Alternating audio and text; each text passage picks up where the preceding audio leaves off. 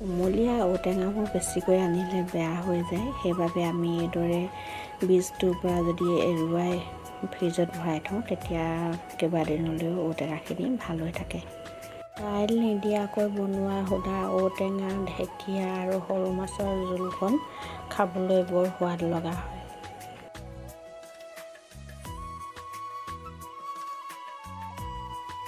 পানী ফিল্টাৰবোৰত আমি যেতিয়া নতুন কেণ্ডেলটো লগাওঁ তেতিয়া কেইবাদিনলৈ পানীটো খাব নোৱাৰোঁ, কিবা গোন্ধ এটা ওলাই থাকে আৰু সেই গোন্ধটো আমি সহজতে নাইকিয়া কৰিব পাৰোঁ যদিহে পানীটো অনাৰ পিছত আমি ঠাণ্ডা পানীত ভালদৰে ধুই ল'ব লাগে।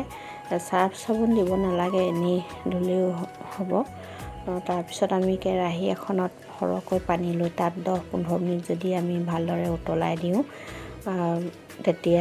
তেতিয়া আমি একেদিনাই পানী ফিল্টাৰ কৰি খাব পাৰোঁ, অকণো গোন্ধ নোলায়।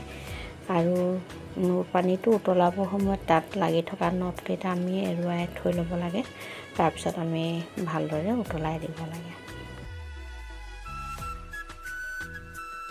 ভিডিঅ'টো ভাল লাগিলে লাইক, কমেণ্ট, শ্বেয়াৰ কৰিবলৈ নাপাহৰিব আৰু লগতে এইদৰে গৃহিণীসকলে সৰু সুৰা টিপছবোৰ পাই থাকিবৰ বাবে চেনেলটো ছাবস্ক্ৰাইব কৰিবলৈ নাপাহৰিব।